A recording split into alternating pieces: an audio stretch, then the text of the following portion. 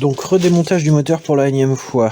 J'ai tenté le montage en cale sans modification de taux de compression. J'avais un taux de compression à 8,5 ou 9. Au résultat des courses, le moteur on sent qu'il est volontaire mais qu'il manque quelque chose. Voilà, il a été bien modifié, autant aller jusqu'au bout. Donc 1,55 au minimum. Je vais faire un 55 et je vais reprendre les mesures avec un 55, voir si je suis bon dans le taux de compression et tout ça. Et une fois que ce sera fait, je vais reprendre la culasse pour lui faire l'agrandir à 45 et lui faire une zone et que le taux de compression il soit correct. Alors hier, j'ai voulu faire un nouveau truc qui va pile poil dedans pour le coincer et qui prend le tour à métaux, parce que le tour à métaux il peut pas prendre plus de 35 ou 38 mm, donc ça pose des problèmes sur des cylindres qui sont supérieurs à 40 quoi, ou à 35, et mettre la contrepointe au bout avec un truc pour que ça s'écarte, mais ça marche pas. Donc du coup j'en reviens au manche de pioche. Découpée, j'ai gardé que la partie conique, et en fait je vais prendre les morts à l'extérieur sur le petit bout de bois là, ça va prendre dessus. Je vais le mettre comme ça quoi. Hop, il sera pris avec les morts. Je vais filmer de toute manière. En tout cas, faut d'abord que je bouffe l'ailettes pour pouvoir aller plus profond. Bon, bah j'ai essayé de placer le cylindre tel que avec mon manche de pioche intégré, mais le problème c'est que le manche de pioche il était plutôt comme ça, pas du tout centré de ce côté-là, ce qui fait que je me retrouve avec une différence de niveau de 0,6 mm, donc c'est pas bon. Donc pour le centrer, je pourrais faire de différentes manières. Mais là, je vais le centrer au pifomètre à l'œil au milieu, et puis mettre de la colle qui s'enlève facilement de chaque côté. Là, je vais essayer de le centrer pas trop mal, et je reprends les mesures. Voilà, c'est sans doute pas la meilleure manière de faire, mais ça a l'air de faire le job pour le centrage. Au moins, il va pas se mettre, le bout de bois va pas se mettre de côté. Bon, ben maintenant que c'est presque droit avec des guillemets, je me retrouve face à un autre problème. Faut que je creuse de 1,5, et là je sais pas si j'ai 0,5, si la marche ici elle fait 0,5, donc je suis obligé de bouffer l'ailette ou de l'enlever. Le plus simple c'est de l'enlever, hein. Un trait de scie ici, enfin sur tout le tour, et puis on les fait sauter. Là je vais mettre un outil. Alors comme c'est un mini tour, là je suis à fond buté, il va falloir que je cale l'outil pour qu'il arrive au plus large. Donc le plus large ça doit être ici, non, le plus large ça doit être l'ailette là. Donc faut que je le cale à cette ailette là et que je bouffe jusque là, jusqu'au bord là, sur 2 mm de profondeur, hein. Faut que je lui bouffe 2 mm. Il va plus rester grand chose de l'ailette. Faut que je bouffe 2 mm pour pouvoir bouffer 1,5 mm qui est une sorte de différence de niveau quoi. Un épaulement, je sais plus comment ça s'appelle. Bref, on va tenter. Même en y allant lentement, là j'ai fait le bouffer l'ailette. Vaut mieux la découper, hein, tu prends moins de risques, parce que là j'ai failli perdre la pièce. Bah voilà, ça y est, c'est fait. Enfin bon, j'avais desserré là. Il a déjà tourné. Enfin bon, bref, c'est chaud. Donc là, j'ai bouffé une partie de l'ailette pour pouvoir creuser plus profond. Parce que j'ai 1,55 je crois à enlever. Donc là, on a une petite épaisseur qu'il est possible d'enlever. On va y aller petit à petit. Donc là c'est bon, l'épaulement est fait, je peux creuser je crois que c'est 2 mm que je peux creuser, et il faut que je creuse entre un 6 et un 8. Donc normalement j'ai pas à y retoucher. Avec le peu de débattement disponible, j'ai réussi à faire quelque chose. Je l'ai mis à contact et je suis à 0. Donc j'ai 1,6 à enlever, ça me fait au minimum un tour et demi. Donc un tour et demi, je serai à 1,5. Déjà si j'arrive à 1,5, on sera bien. Allez, à tout de suite. C'est qui part. C'est qui part. Ouais, je vous montre un peu quand même. Je vais faire...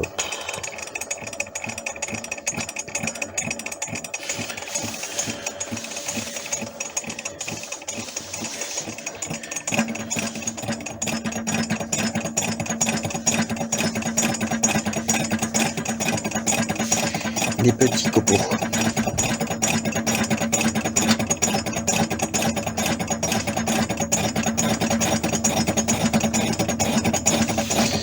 Comme le chariot a aussi tendance à reculer, j'ai été obligé de faire une cale. Enfin, j'ai pris ce que j'avais sous la main pour coincer le chariot contre la poupée, parce que sinon il a tendance à reculer. Donc même si les manettes sont maintenant un peu précises, maintenant que le jeu est réglé, le chariot il a toujours tendance à revenir. On bidouille quoi. Bon, temps mort. 0,6 mm d'enlevé. Jusqu'ici, tout va bien.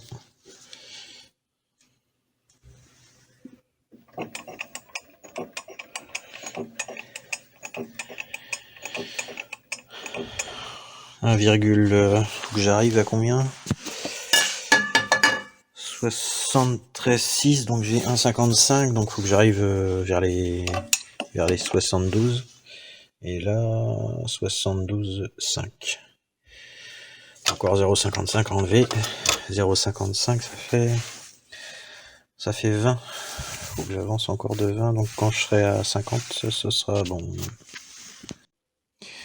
Donc j'étais à 73,6 et là, ça y est, je suis rendu à 72 mm de hauteur entre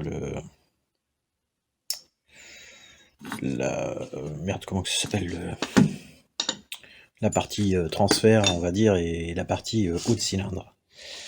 Donc j'ai grappillé mes 1,6. Il n'y a plus qu'à monter avec la cale. Et ouais, je suis pas sûr d'avoir enlevé 1,6, j'ai peut-être enlevé un peu plus, mais bon, c'est pas grave.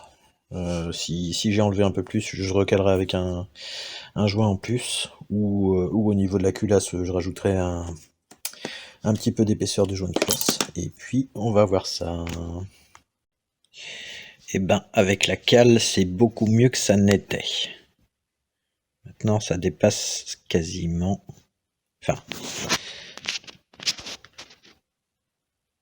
On est toujours un petit peu en dessous. Mais pas 2 mm en dessous. Donc, c'est très bien. Petite devinette, à quoi est-ce qu'on voit qu'il y a un jeu sur le roulement de variateur?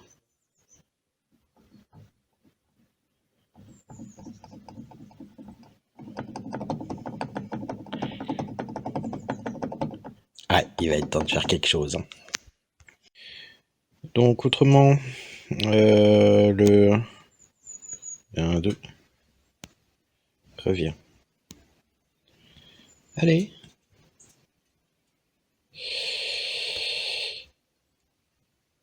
Ouais, hein, c'est pas un bon... Il va falloir raboter la culasse, nécessairement. Donc, après calcul, 7,6 cm3 avec une bougie à culot court, ça fait 6,1. Et ça me fait 11,9. 11,9 à 1 en taux de compression. Donc, le taux de compression est bon. Par contre, il y a toujours le fucking skish qui est mauvais, mais c'est normal. Je suis sur un cylindre 45 et une culasse 40, donc il y a un plat à un endroit. Bon, on va modifier ça. Bon, la culasse c'est fait, j'ai pas filmé. C'était chiant à faire. Alors, c'est approximativement à 14 degrés. Donc je fignolerai ça au papier de verre. Je vais contrôler le squish tout à l'heure. Enfin, le principal, c'est d'avoir cassé l'arête entre les 40 et 45 degrés. Là, je suis à 44,7 en diamètre. Donc normalement, je suis pas trop mal. Il a fallu manger un tout petit peu là parce que, enfin, il était pas bon là non plus. Donc j'ai grignoté un petit peu là. Je fignolerai au papier de verre et puis c'est pas trop mal. Enfin, moi, je suis content de moi. Bon, moi, c'est pas mal. Avec la culasse de raboter, j'ai un squish qui est plus propre. Je me retrouve avec un 0, j'ai 0,9 d'un côté, 1,1 de l'autre. J'ai 1 mm avec le petit joint de 0,2. Donc, petit joint de 0,2, je dois monter à 12,4 en taux de compression au lieu de 11,9. Bah, on est en hiver, je vais comprimer un peu plus, et puis 12,4, je suis encore dans les clous. Donc, on va le monter avec le petit joint. Et 1 mm au squish. J'ai pas réussi à faire mieux.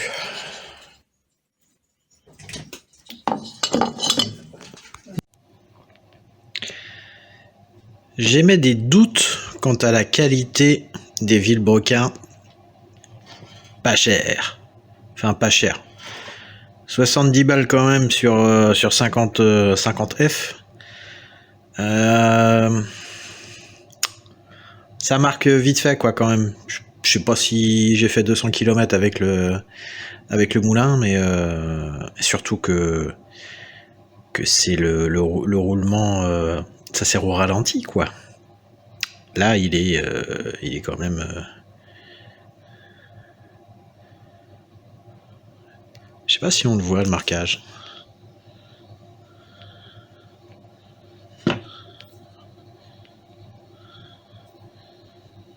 On les voit les petites cannelures qui commencent à se former là. C'est généralement pas bon signe.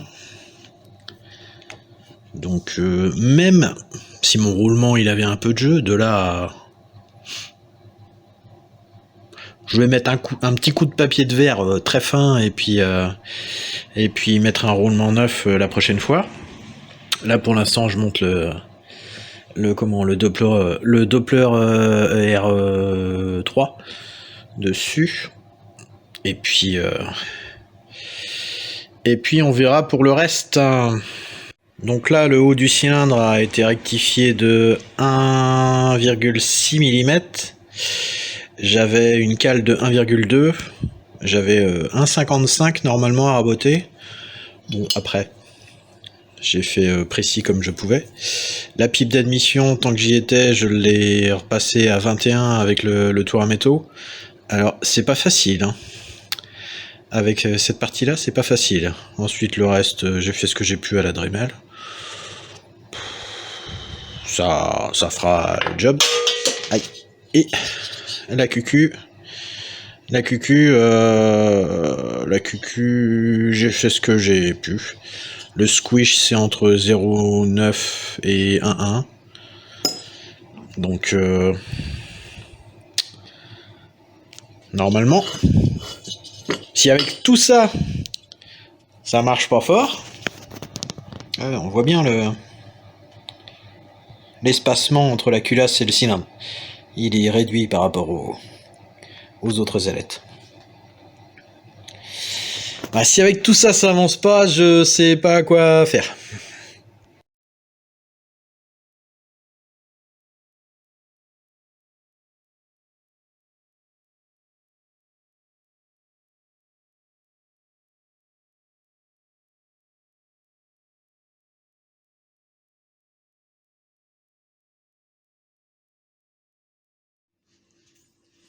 Donc j'ai retouché le piston.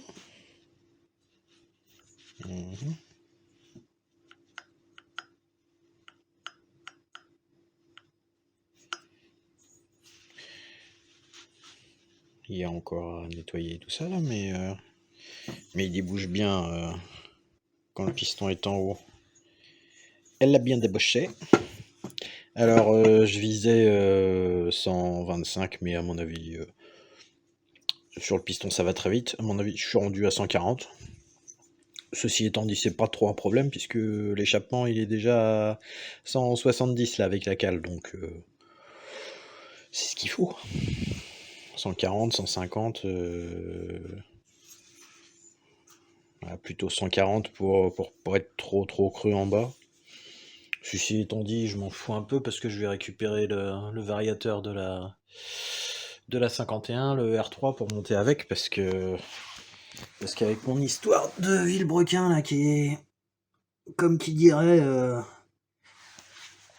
légèrement grignoté par le roulement, alors qu'il a tourné 200 km. Peut-être que mon roulement est défectueux, mais enfin, je veux dire, j'ai pas rajouté du gravier dedans, quoi. Donc je sais pas. En tout cas là, ça devrait marcher. Il n'y a plus qu'à nettoyer tout ça. Donc ça y est, le moteur est remonté, calé, cylindre à raboter, culasse refait le taux de squitch, la pipe retapée, tout ça. J'installe le beau variateur sur le Villebrequin tout neuf. Et qu'est-ce que je constate? Ça bouge pas d'un poil. Le Villebrequin est... Où c'est l'écarter? Soit le Villebrequin est un chouille plus court, mais je crois que les carters, ils sont un tout petit peu plus épais de... Ça passerait un demi-mille. Mais voilà, putain, encore des déboires de merde, quoi. Je sais pas, tu peux pas enlever 2 mm à ton putain de variateur pour qu'il se monte partout, quoi. Un variateur adapté. Oh, chier. C'est cette petite saloperie qui dépasse, là, qui me casse les couilles.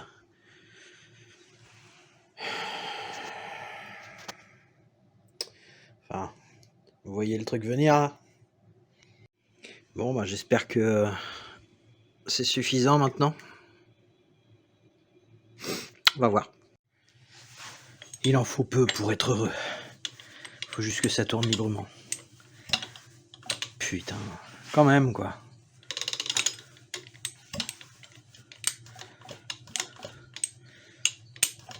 Bon, bah il n'y a plus qu'à pot d'échappement et demain, bah un carb, variateur, tout ça. Bon, bah ça y est, le petit pot est monté. J'ai fait 10 mètres sur la route. Il n'y a pas d'embrayage, donc ça cale à tout va. Je peux pas vous la faire tourner sur la béquille, mais on va voir. On va voir demain. C'est tout prêt. Il n'y a plus qu'à aller pousser pour aller chercher le pain. Et puis voilà. Marvelous. Il y en a certains, quand ils voient du métal, ils voient du pognon. Moi, quand je vois ce moteur, je me rappelle de tout ce que j'ai fait dedans. Et je me dis, putain, ça va turbiner, c'est sûr. Mais putain, faut que j'attende demain pour avoir le résultat. Putain.